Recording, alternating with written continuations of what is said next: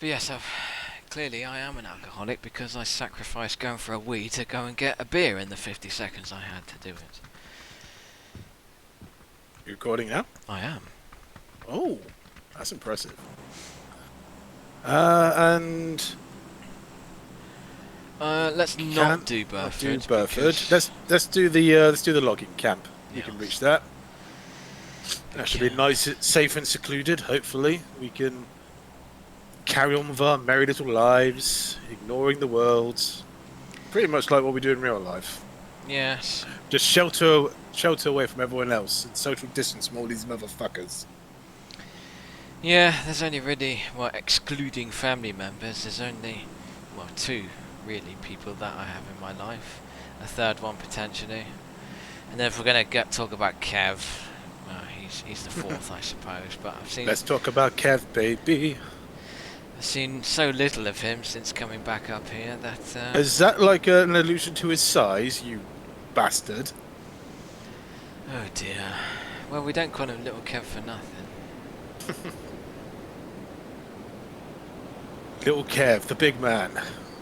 I still remember this one time we was at the football club, and obviously we was all. I don't know if you were there or not, but cause I think you might have been maybe in the Air Force at the time. But all the co-op crew was there, and we all turned up in printed T-shirts with Kev, with the Kev's face with like the Thug Life thing. You know, he had the sunglasses and the cigars, saying like the ladies love it. No, I've heard that one before, but yes, I think that was after And my co-op days. he actually pulled that night, as I remember, because of this girl who we didn't know. You know, she was pretty young. Well, not young, but you know, in a maybe Younger about than 18. you. Younger, yeah, about 18 or so. You know, thought like Kev was like, you know, the fucking king, because everyone like knew him. Thought, wow, this guy's like really famous, isn't he? So she just made an effort to get off of him, and she did, and was like, way as soon as, you know, it must have made her day. Like, oh wow, I'm kissing a celebrity. This is fantastic. Maybe it's his stag do because everyone's got T-shirts on with him. I don't know what it was. I think it wasn't even all that. It was nothing to do with Kev. I know that. It just had nothing to do with him. Well, I suppose a good way of causing confusion is to just turn up one night, everyone wearing a T-shirt with one particular bloke's image on it. It was one of the other good parties we had. Were you there for like Chard's birthday party when we went to Oxford? And there's a great picture of like everyone like holding up trophies, like we'd been out just won an award. Yes. Yes, there's. We just nicked him off the pub wall. Yes, I know the picture, but weirdly, I don't know if I'm in it. But I'm pretty sure there was two pictures of them. Neither of them I was in, but one of them, Karen, my girlfriend at the time, was in. I think I must have gone for a piss or something at the time the picture was taken. No, it can't have been that night, because Karen definitely wasn't with us. It was an all boys night. That one was. But I know the picture you're on about there, and I was there that night that the trophy thing went on. Yeah, because that was hilarious. We've all got a trophy each, and all like, yay, we've all won. And then we got asked to leave. Because was that not the night where? That was the night we tried to get into a club, and since it was since it was his birthday, he actually went up to the bouncer and said, "Hey mate, it's my birthday. Can I go in first?" And the bouncer told him to fuck off, and so he went home. I think was that And then where Dan Smash just and was in the taxi with us, and I don't know. I don't think you were there, but you definitely know the anecdote where he was trying to find change to pay the taxi driver and was busy counting through it all, but then just got fed up and just went 10, 20. Oh fuck it, and just threw all the change on the floor of the taxi. no, I wasn't there for that. I think it was just me, Kev, Charlie, and Dan Smash. I, That I could have been think another night as well, though. probably another night. We had so many nights So out many. on the disco scene. Like the night we left the club and we all got on the bus, and you ran right past it, thinking, "You left me behind. You left me." Oh yeah. And so goes, That right, was get to the bus. The one at the bus station. No, the one right next to you, you fucking idiot. yeah. Yeah. And that's the one where you phoned up Chard and said like you've wasted my time, you've wasted the bus driver's time. I think did I go back to yours eventually, but for burgers or something? For George Foreman burgers, probably. Yeah. You end up like banging on my door at 2 o'clock in the morning for burgers. Well, those were generally the days where we would. There was a brief period of perhaps about 6 months to a year where most nights ended at yours for George Foreman cheapo beef and onion burgers. Yeah. Remember, there's a few nights, say Woody used to come over and stay over, and there's one night where I actually had a lady friend actually on my bed as I walked in. A lady friend. Yeah. So that scuppered any chance of having anything that night. Back in the days when I had ladies and they were friends. But never lady boys. No, never lady boys. No, some of those motherfuckers are very, very attractive. Right, so before you We divulge got anything else, we got a hike. Yeah. We got a hike. Well, there's normally a car up ahead anyway. There is. In Tut Valley.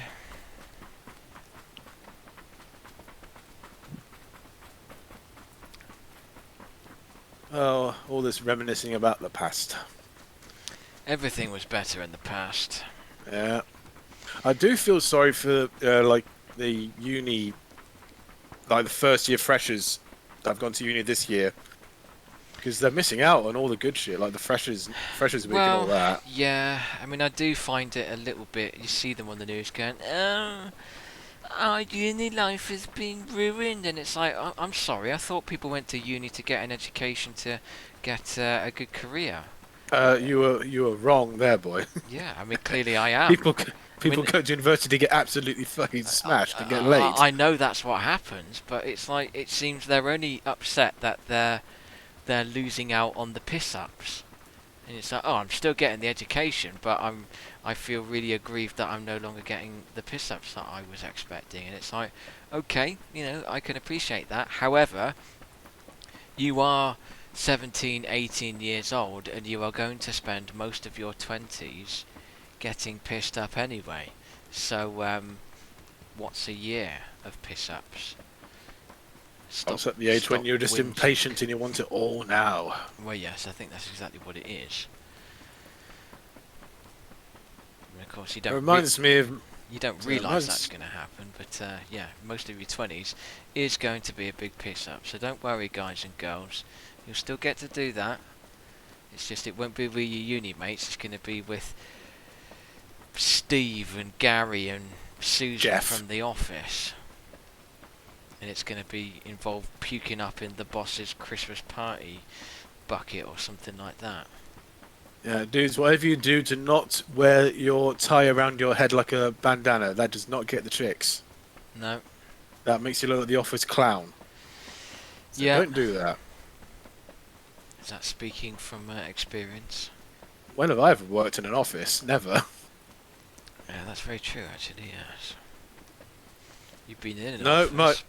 my experiences with Christmas parties, embarrassing ones, was where I drunk pretty much through the entire day before actually going to the Christmas party, turning up, immediately going into the toilet, throwing up, and then getting chucked out. And yeah, that was a great Christmas party. And I was given a lift home, and I said to the guy, "Ah, this is great, mate. Just drop me off here. Just drop me off here." He goes, "You sure?" "Yeah, sure, mate. Sure, mate." So I got out of the car, immediately just fell over in snow, and I must have been there for about at least an hour, because when I woke up, I was absolutely covered in just, I had a full layer of snow on me.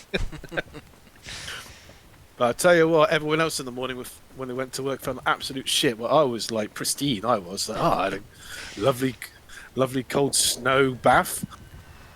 I think that's what hypothermia is generally referred to by the hungover. Yeah, I got mild hypothermia last night, and that sure as hell sobered me up. Yeah, it was. I felt much better in the morning. I think puking up generally does help anyway. The amount of times where I've been on my last legs and then just bathed in some corner or the toilets, and then you come back out and you're like, right lads, I'm ready for another sesh. Yeah, all right, reset now. Time to go again. But yes, my Oh, there's one of those vehicles dropping down. I think somebody fired a flare though, so Yeah, they did. Yeah. expecting that. Well, I still as long as recall it's not. probably one of my worst hangover wake-ups was the day that I was in the barracks and I woke up underneath the little corner desk that I had.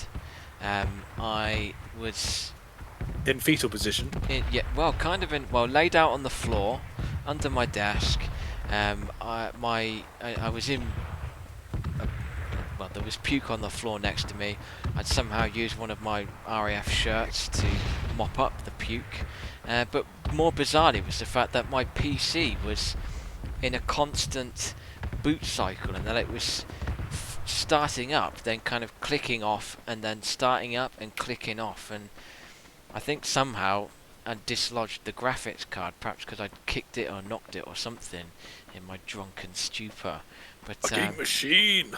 the fact that I'd just woken up covered in puke on the floor with the PC and a boot cycle next to me. Oh, you're fucked, mate. Yeah. Why aren't you running? Oh, I'm I'm trying. caught out with it.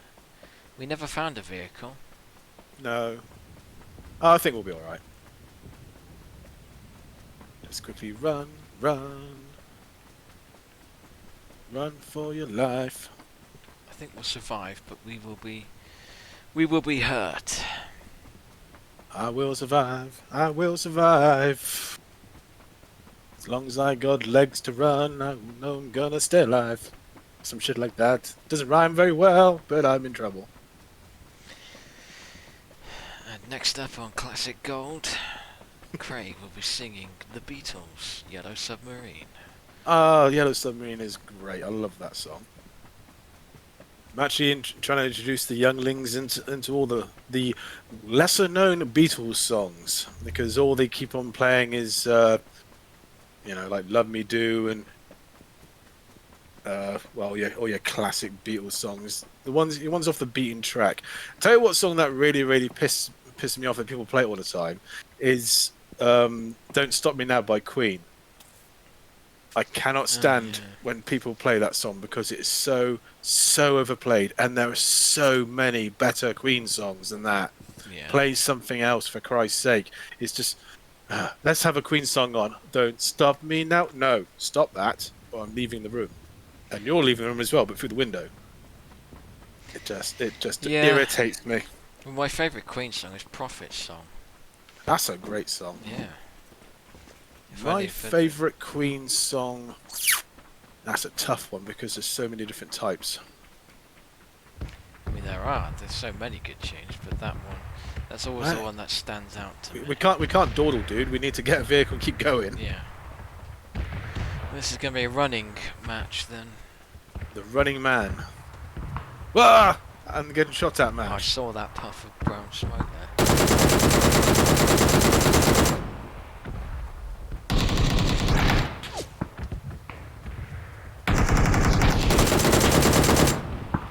Suppressing fire!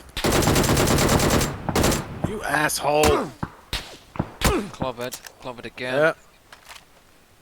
Assholes. Never gonna get that. Ah, you little bitch! Ow! Hopefully this tree will protect.